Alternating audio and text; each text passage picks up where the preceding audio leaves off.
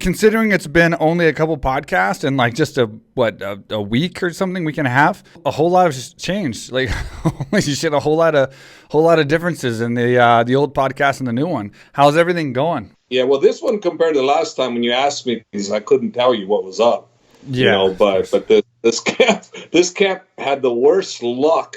I couldn't believe we were dropping like flies. It was unbelievable. I mean, here you are in the greatest facility on earth, right? Yeah. The Nas Training Center and the Nas Complex owned by the Prince. This is his private gym. Yeah, we had the greatest everything, accommodations, greatest hospitality you could ever ask for. Perfect environment. Ahmad Jabber, who's our basically host, is like he's become like our big brother. You know, he takes care of us really, really well. And we had everything. The Prince is, very accommodating for us. So we had all the luxuries, all the amenities we could ever ask for. And first thing first, I show up here a week early so I can, deal with the jet lag, which there was. I got here early. Jet lag kicked my butt, but I got adjusted. I started working out, training to get ready for the guys to get here.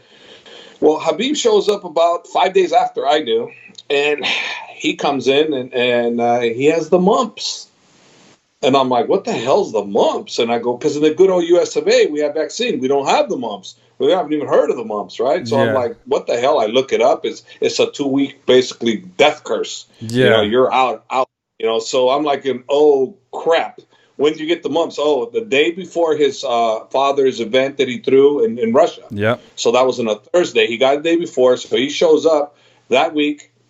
And I'm like, oh, crap. So he couldn't work out. He didn't work out at all. He got here on, I believe, the 11th, right? September 11th. Didn't work out. Couldn't work out. He couldn't work out. He was sick.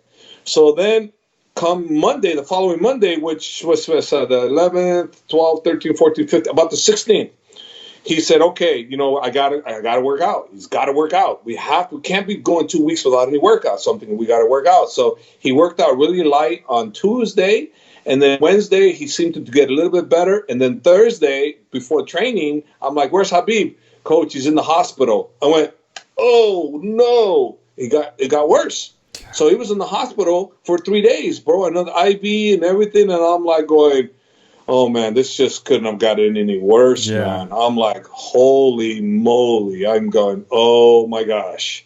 So I'm like freaking out, bro. And then we're still training the whole thing, waiting for him. And I'm thinking, we're fighting probably, I wasn't for sure, but I was thinking either the second most toughest guy or the toughest guy, behind Conor. And I'm going, and we're going to have this going on already, on top of the fact I don't have his father with me. Yeah. I'm like going, oh, my God, what am I going to do? And my mind is like racing. I'm thinking, man, if I had a healthy Khabib, I wouldn't be concerned. But I didn't have a healthy Khabib. I had a Khabib that wasn't healthy at all. So he started training, he gets sick.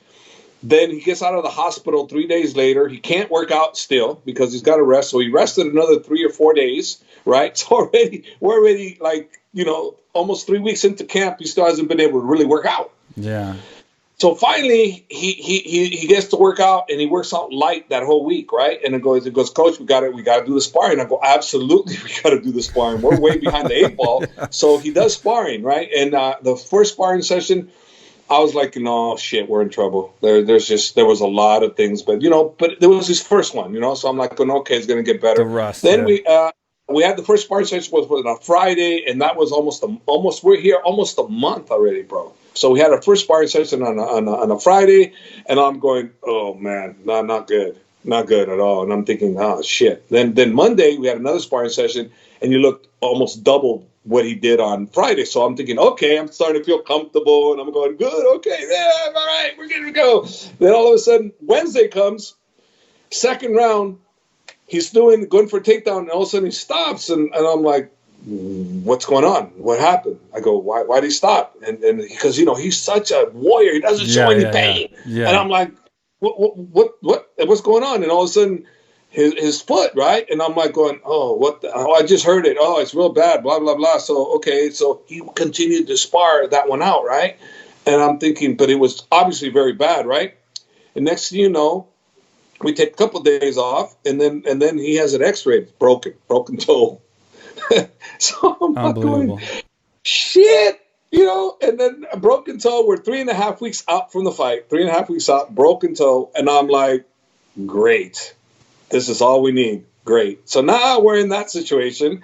And on top of that, the other guys were getting the mumps because it was highly, highly contagious.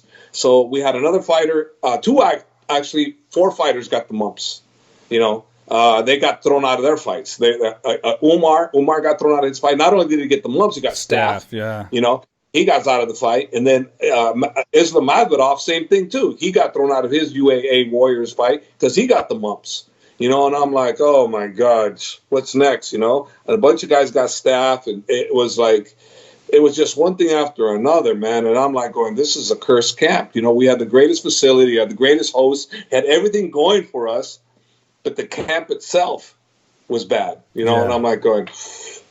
So, anyways, long story short, you know, Khabib, you know, I said, hey, you know, I'm telling him you should cancel the fight. I think you should cancel the fight. He goes, no, coach, that's fine. No, I'm not going to cancel the fight. I said, all right, okay, all right. I mean, you're the fighter. I mean, that's what you want to do. I guess you're going to have to fight through it. Then he goes, yep, I'm going to fight through it. And I'm going to cancel the fight, you know. And I'm like, well, can we at least look to get him the cortisone shot or something like that? And of course, that didn't work either, so we couldn't do that. I'm like, okay, well. Yeah. Now the lidocaine, I think you can't have the lidocaine if they want you. So you have to get the cortisone by itself, and then it still hurts just as bad. Yeah, but he didn't get the cortisone. He didn't get no cortisone shots at all. Yeah. So anyways, we're going into the fight with a broken bone. We couldn't train, and then finally he had to train, bro. We had to train. So we got actually almost 2 full weeks of training. Almost two full weeks of training. So we went back to train. He really couldn't step on the foot. You know, he couldn't check, couldn't leg check, knowing full well that Justin was going to come after that leg like a mother. And I'm like, you know, the very first thing I told him on first day of camp, he's coming after your leg. If I was him, I would come after your leg. I would tear your leg up. And he's a great kicker. He's a great low leg kicker. He's coming after your leg. He's coming after your leg. And Khabib's kind of getting tired of me telling him he's coming after your leg. You know, I said, hey, that's my job. You know, I have to figure out what's the weakness on him, and I think that was one. So that was one of the areas. So anyways, long story, fast forward. So he started training, and his last sparring session, he looked fantastic. He just looked like I said, I got Khabib back. And it took a short period of time for it to happen, Swick. It wasn't like, you know, it took time. No, man, it's like, boom, all of a sudden, fight night, I was ready, so confident. And it was all because here. And he says to me, Coach, he goes, hey, my toe is broken, but my mind's not.